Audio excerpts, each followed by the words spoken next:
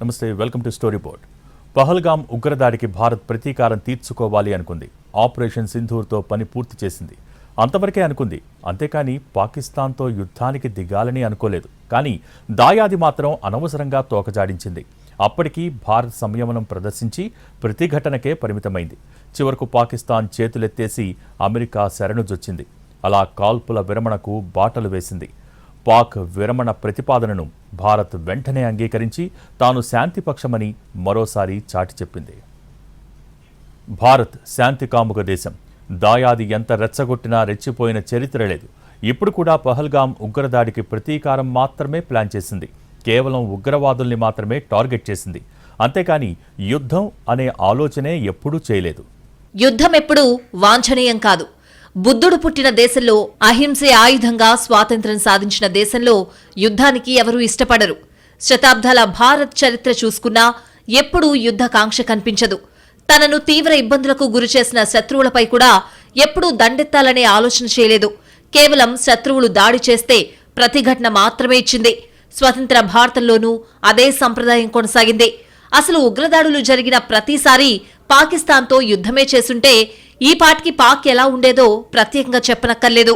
మొన్నటి పహల్గామ్ ఉగ్రదాడి తర్వాత కూడా భారత్ ప్రతీకారానికి మాత్రమే ప్లాన్ చేసింది. అందుకోసం 2 వారాల పాటు ప్లాన్ చేసింది. ఎక్కడా పాక్ సైనిక పౌర లక్ష్యాల జోలికి పోకుండా కేవలం ఉగ్రవాద లక్ష్యాల్ని మాత్రమే వ్యూహాత్మకంగా టార్గెట్ చేసింది. పౌరులకు ఎలాంటి ఇబ్బంది లేకుండా ఆపరేషన్ సింధూర్ను అర్ధరాత్రి ప్లాన్ చేసింది.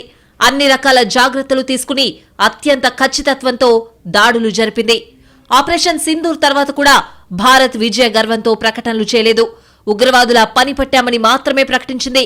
పాకిస్తాన్ ప్రతిదాడికి దిగకుండా ఉంటే ఇక తాము కూడా సైలెంట్ గానే ఉంటామని స్పష్టం చేసింది. ఉద్రిక్తతలు పెంచే ఉద్దేశం లేదని పదే పదే చెబుతూనే వచ్చింది. సోషల్ మీడియా దేశభక్తులు యుద్ధానికి ఉవ్విళ్లూరినా, పాక్ బలహీనత కవ్విస్తున్నా యుద్ధానికి వెళ్లాలనే ఆలోచన చేయలేదు. ఎంతసేపు పాక్ చర్యలను బట్టే ప్రతిచర్య ఉండాలని తనకు తానుగా లక్ష్మణ రేఖను గీసుకుంది. బలమైన దేశమంటే యుద్ధానికి దిగడం కాదు, యుద్ధాన్ని నివారించడమనే సూత్రానికి కట్టుబడి పనిచేసింది. ఇంత అత్యున్నత స్థాయి సంయమనం ప్రదర్శించడం భారత్ శాంతి కాముకత్వానికి తిరుగులేని నిదర్శనం. Director General of Military Operations of Pakistan called the Director General of Military Operations of India at 15:35 hours earlier this afternoon. It was agreed between them that both sides would stop all firing and military action on land and in the air and sea with effect from 1700 hours Indian Standard Time today. Instructions have been given on both sides to give effect to this understanding. The Directors General of Military Operations will talk again on the 12th of May at 1200 hours. ప్రపంచానికి శాంతి మంత్రం బోధించిన ఘనత భారత్ సొంతం. శాంతి గురించి మన దేశానికి ఎవరూ చెప్పాల్సిన పనిలేదు. ఒకరితో చెప్పించుకునే అలవాటు కూడా మనకు లేదు. శాంతి విషయంలో భారత్ ట్రాక్ రికార్డ్ తిరుగులేనిది. ఎప్పుడూ శాంతి ప్రయత్నాలు చేసిన తర్వాతే తప్పనిసరైతే భారత్ ఘర్షణకు దిగింది. అంతేకాని బలముంది కదా అని బలహీనుల్ని తొక్కేద్దాం అనే యుద్ధ కాంక్షతో ఏనాడూ వ్యవహరించలేదు. చివరకు యుద్ధంలో పైచేయి సాధించిన సందర్భాల్లోనూ శాంతికి చొరవ చూపడం చిన్న విషయం కానే కాదు. భారత్ విషయంలో శాంతి కాముకత్వం పదే పదే రుజువు అవుతూనే ఉంది. గతంలోనూ పుల్వామా, పఠాన్కోట్లో జరిగిన దాడులకు కూడా భారత్ కేవలం సర్జికల్ స్ట్రైక్ తో సరిపెట్టింది. అంతేకాని యుద్ధానికి కాలు దువ్వలేదు. ఇప్పుడు కూడా ఆపరేషన్ సింధూర్తో భారత్ ఆపేసింది. కానీ పాకిస్తాన్ అనవసరంగా రెచ్చగొట్టింది. పాక్ దగ్గర యుద్ధానికి దిగే సీన్ కానీ, యుద్ధం వస్తే నిలబడే సీన్ కానీ లేదని నిపుణులు చెప్తూనే ఉన్నారు. పాకిస్తాన్ కూడా 2 రోజులు హడావిడి చేసి చివరకు తోక ముడిచింది. అలాగని భారత్ ఎక్కడ అడ్వాంటేజ్ తీసుకునే ప్రయత్నం చేయలేదు. పాక్ నుంచి ప్రతిపాదన రాగానే ఎలాంటి శషబిషలకు పోకుండా ఒప్పుకుంది. పాకిస్తాన్తో భారత్ కు వైరమున్నా సరే భారత్ సామాన్య పౌరులందరి గురించి ఆలోచిస్తోంది. మన పౌరులే కాదు, పాక్ పౌరులు కూడా క్షేమంగా ఉండాలని కోరుకుంటుంది. కానీ పాక్ మాత్రం తన పౌరులను గాలి కొదిలేసి యుద్ధోన్మాదంతో ఊగిపోతుంది. అయినా సరే పాక్ గర్వాన్ని అణచడానికే ఎప్పటికప్పుడు ప్రయత్నించిన భారత్ ఎప్పుడు అవకాశం దొరికితే అప్పుడే యుద్ధ విరమణకు ముందుకొచ్చింది. చివరకు 93,000 మంది పాక్ సైనికులు లొంగిపోయిన సమయంలోనూ తన శాంతి కాముకత్వాన్ని వదులుకోలేదు. భారత్ ప్రతిసారి పెద్ద మనసుతో పాక్ ప్రతిపాదనల్ని అంగీకరిస్తున్నా దాయాది మాత్రం చేసిన తప్పే మళ్లీ మళ్లీ చేస్తోంది. అందుకే భారత్ పాక్ మధ్య ఘర్షణ తలెత్తినప్పుడల్లా మిగతా దేశాలు పాక్కే హితవు చెప్తాయి. త్వరగా భారత్తో మాట్లాడి సమస్య పరిష్కారం చేసుకోవాలని చెప్తాయి. శాంతికి భారత్ ఎప్పుడూ రెడీగానే ఉంటుంది కాబట్టి కొత్తగా చెప్పాల్సిన అవసరం లేదనే ఉద్దేశంతో ఉంటాయి. ఈసారి కూడా పాకిస్తాన్కు ఐక్యరాజ్య సమితి నుంచి మిత్రదేశం చైనా దాకా అందరూ హితవు చెప్పారు. భారత్తో చర్చలు జరపాలని సూచించారు. పాకిస్తాన్ కూడా ఓవైపు అమెరికాని ఆశ్రయించినా మరోవైపు తెర వెనుక భారత్తోనూ చర్చలు జరిపి కాల్పుల విరమణకు ప్రతిపాదించింది. దీంతో భారత్ కూడా ఓకే చెప్పింది. కాల్పుల విరమణకు సంబంధించి మొదట ట్రంప్ ట్వీట్ చేయగా ఆ తర్వాత పాక్ మంత్రి ట్వీట్ చేశారు. భారత్ మాత్రం అధికారికంగా ప్రకటన చేసి తన చిత్తశుద్ధిని ప్రపంచానికి చాటి చెప్పింది. జరిగిన 2 రోజుల ఘర్షణకు సంబంధించి కూడా పాకిస్తాన్ నకిలీ వార్తలు సృష్టించే ప్రయత్నం చేసింది. భారత్ మాత్రం నిజాయితీగా తమకు స్వల్ప నష్టం జరిగిందని ఒప్పుకుంది. పైగా పాక్ నుంచి కవ్వింపులు ఆగితే తాము సైలెంట్ గానే ఉంటామని ఎప్పటికప్పుడు చెప్పింది. అంతేకాని ఎలాగో మన మిస్సైళ్లు డ్రోన్లను పాక్ అడ్డుకోలేకపోతోంది కదా అని ఆ దేశాన్ని నేలమట్టం చేస్తామని రెచ్చగొట్టే ప్రకటనలు చేయలేదు.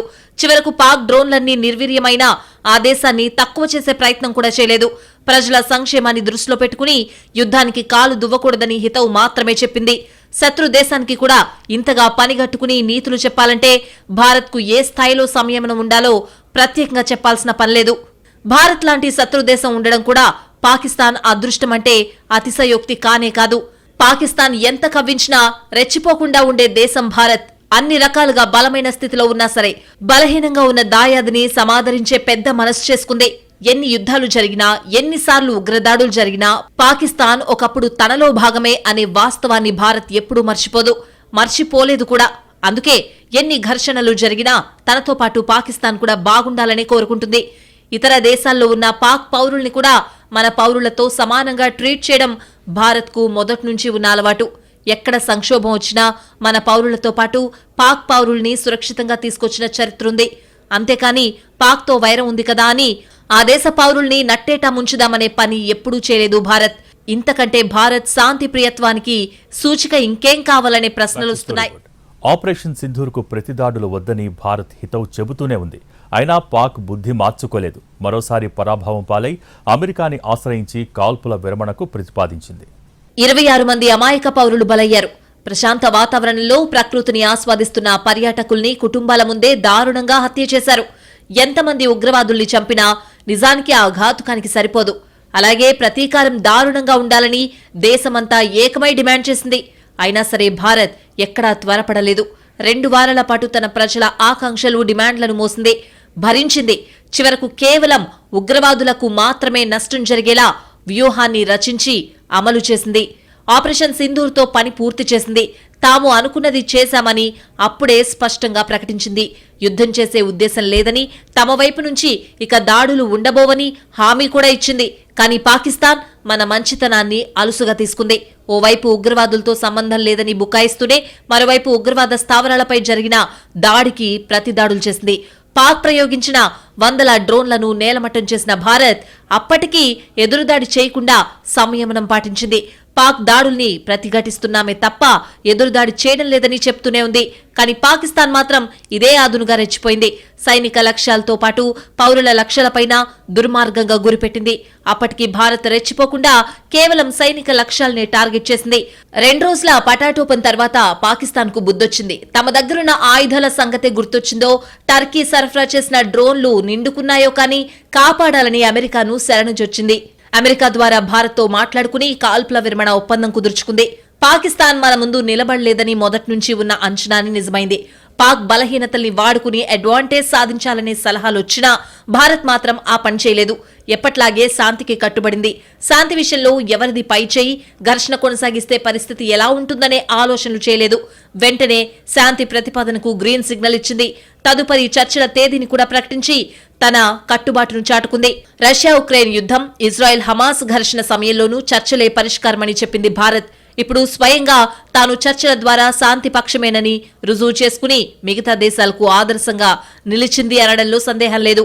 తాను ఎంత నష్టపోయినా, శత్రు దేశం ఎంత కవ్వించినా శాంతి ప్రయత్నాలు ఎప్పుడూ నిరుత్సాహపరచకూడదనేది భారత్ పాలసీ. అందుకు తగ్గట్టుగానే ఇప్పుడు కూడా వ్యవహరించింది. పాకిస్తాన్తో భారత్ ఎప్పుడూ పెద్దన్నలాగే వ్యవహరించింది. పాక్ చేసిన పెద్ద తప్పుల్ని కూడా ఎప్పటికప్పుడు క్షమిస్తూ వచ్చింది. ప్రతిసారి గత జల సేతు బంధనం చేయకుండా అప్పటి పరిస్థితుల్ని మాత్రమే పరిగణలోకి తీసుకుని శాంతికి అంగీకరిస్తూ వచ్చింది.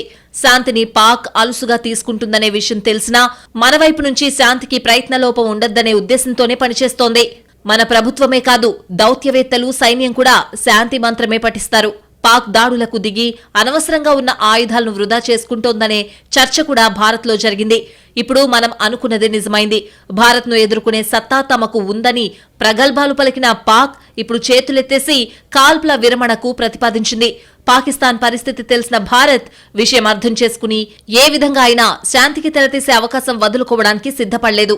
అందితే జుట్టు, అందకపోతే కాళ్లు పట్టుకోవడం దాయాదికి అలవాటే. ఎప్పుడు తన అడ్వాంటేజ్ చూసుకోవడమే కానీ కనీసం సొంత ప్రజల గురించి కూడా ఆలోచించే విచక్షణ పాకిస్తాన్కు లేదు.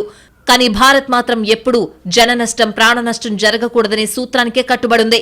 గతంలో యుద్ధం చేసినప్పుడు కూడా భారత్ బాధ్యతగా దాడులు చేస్తే పాకిస్తాన్ విచ్చలవిడిగా కాల్పులు జరిపేది. అయినా సరే భారత్ అన్ని రకాల ప్రతికూలతల్ని కాచుకుని అంతిమంగా పాక్ కాళ్లబేరానికొచ్చేలా చేసేది. ఇప్పుడు కూడా భారత్ ఎక్కడా యుద్ధంలోకి దిగక ముందే పాకిస్తానే యుద్ధం మొదలైపోయిందని గగ్గోలు పెట్టింది. ఏకంగా పీఓకేలో ఎమర్జెన్సీ ప్రకటించింది. ఇస్లామాబాద్లో 48 గంటల పాటు పెట్రోల్ బంకులు మూసేసింది. అన్ని ప్రావిన్సుల్లో నిత్యావసరాలు నిల్వ చేసుకోవాలని ప్రజలకు సూచించింది. చాలా ఓవర్ యాక్షన్ చేసింది. సరిహద్దులకు ఆవల అంత హడావిడి జరుగుతున్నా భారత్ మాత్రం ఎక్కడా కంగారు పడకుండా వ్యవహరించింది. పాక్ ఎంత తీవ్రంగా దాడులు చేసినా అంతే ధీటుగా తిప్పికొట్టింది. కానీ ఎక్కడా ఉద్రిక్తతలు మరింతగా పెరుగుతాయనే సంకేతాలివ్వలేదు. చివరకు భారత్ మరింత తీవ్రంగా రియాక్ట్ అవుతుందనే ప్రచారాన్ని కూడా తీవ్రంగా ఖండించింది. ఉగ్రవాదంపై రాజీ లేదనే ధోరణే తప్ప దాయాదిని కబళించే ఉద్దేశం ఎప్పుడూ లేదని తేల్చేసింది.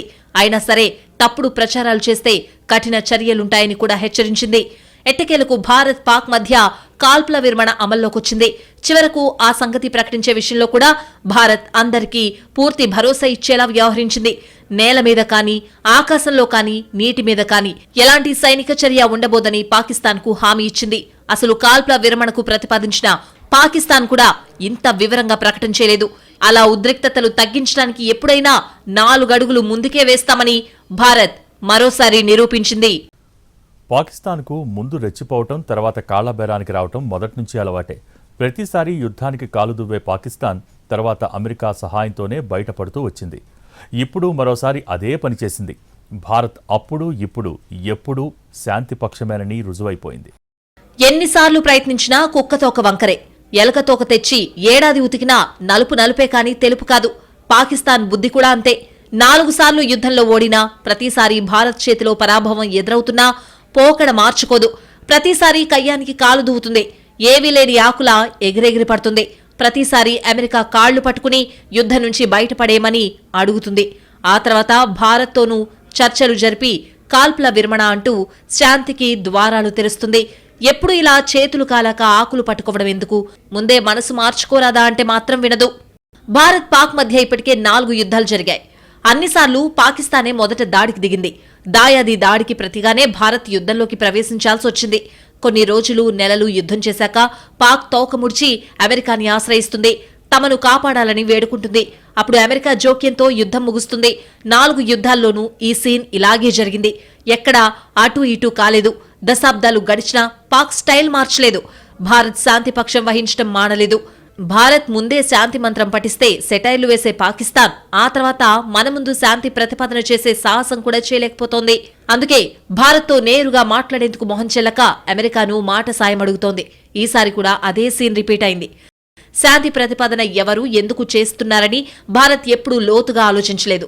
శాంతికి ఎప్పుడూ చొరవ చూపే దేశంగా వెంటనే అంగీకరిస్తుంది. ఎలాగో పాక్కు బుద్ధి చెప్పే సత్తా మనకున్నప్పుడు శాంతి ప్రయత్నాలు ఎందుకు అడ్డుకోవాలనే కోణంలోనే ఆలోచిస్తుంది. శాంతి విషయంలో తిరుగులేని తన ట్రాక్ రికార్డును ఎప్పటికప్పుడు మెరుగుపరుచుకుంటోంది. నిజంగా మరో దేశం భారత్ స్థానంలో ఉంటే పాక్ను ఇన్నిసార్లు క్షమించి వదిలేసే ప్రసక్తే ఉండదు. అయినా మనకు మరో దేశంతో పోలికలేదు. శాంతి విషయంలో ప్రపంచానికే పాఠం చెప్పే స్థాయిలో మనమున్నాం. యుద్ధం తప్పనిసరైతే వెన్ను చూపకుండా పోరాడాలి. అంతేకాని యుద్ధానికి కాలు దువ్వడం మంచి పద్ధతి కాదని మనసా వాచా కర్మేణా నమ్మే దేశం భారత్. తాను నమ్మే సూత్రాన్ని ఆచరణలో కూడా చూపిస్తుంది. ఆ విషయంలో అనవసర భేషజాలకు పోదు. శాంతి ప్రతిపాదన అట్నుంచే రావాలి, అలాగే రావాలి లాంటి షరతులేవీ పెట్టదు. శాంతికి ఎవరు ఎలా ముందుకొచ్చినా వెంటనే సై అంటుంది. యుద్ధంలో గెలుపోటముల కంటే జరిగే నష్టం గురించి ఎక్కువ ఆలోచించే దేశం భారత్. ఇది బాధ్యతాయుతమైన వైఖరికి తిరుగులేని నిదర్శనం. చేసిన తప్పుకు శిక్ష పడాల్సిందే. ఆ విషయంలో మాత్రం ఉపేక్షించేది లేదు. ఈ సూత్రాన్ని కూడా భారత్ నమ్ముతుంది. అందుకే ఉగ్రదాడికి ఆపరేషన్ సింధూర్తో ప్రతీకారం తీర్చుకుంది. అంతకు మించి ఒక్క అడుగు కూడా ముందుకు వేయాలని అనుకోలేదు. పాకిస్తాన్ రక్షణ వ్యవస్థలు ఎంత బలహీనంగా ఉన్నాయో తెలిసినా దాన్ని అడ్వాంటేజ్గా తీసుకోవాలని ప్రయత్నించలేదు. దాయాది బలహీనతపై దెబ్బ కొట్టాలనే ఆలోచన చేయలేదు. శత్రు దేశానికి కూడా గౌరవప్రదంగా శాంతి ప్రతిపాదన చేసే అవకాశం ఇచ్చింది. పహల్గాం ఉగ్రదాడి జరిగినప్పటి నుంచి ఇప్పుడు కాల్పుల విరమణ ఒప్పందం కుదిరేదాకా భారత్ వ్యవహార శైలి చూస్తే మనకు ఎంత బాధ్యత ఉందో బాగా అర్థమవుతుంది. ఎక్కడ ఎంత అవసరమో అంతే రియాక్ట్ కావడం భారత్కు మొదటి నుంచి ఉన్న అలవాటు. చిన్న దేశమైనా పెద్ద దేశమైనా ఒకేలా చూస్తుంది. బలమైన దేశమైనా బలహీనమైన దేశమైనా ఒకేలా డీల్ చేస్తుంది. అంతేకాని శత్రువు బలహీనతలపై దెబ్బ కొట్టడం, దాయాది దిగజారి ఉన్నప్పుడు ఇదే అదును అని ఫినిష్ చేయాలనుకోవడం లాంటి కఠిన నిర్ణయాలు ఎప్పుడూ తీసుకునే అలవాటు భారత్కు లేదు. ఎప్పుడూ మనతో పాటు పాకిస్తాన్ కూడా బాగుండాలని కోరుకోవడమే మనకు తెలిసిన విషయం. అంతర్జాతీయ వేదికల దగ్గర నుంచి ముఖాముఖి సమావేశాల వరకు ఎప్పుడు అవకాశం దొరికినా పాక్ దుష్ట చర్యల్ని నిరూపిస్తూనే ఆ దేశం బాగుండాలని కూడా కోరుకుంటూనే ఉంది మన దేశం. ఇప్పుడు కాల్పుల విరమణకు అంగీకరించకపోతే పాకిస్తాన్కు దిక్కుతోచదని తెలిసినా క్షణం ఆలోచించకుండా శాంతి సంకేతం చూపించిన పెద్ద మనసు భారత్ది. మరి ఇప్పటికైనా పాకిస్తాన్ భారత్ శాంతి ప్రియత్వాన్ని ఎలా అర్థం చేసుకుంటుంది అనేది చూడాల్సిన విషయం.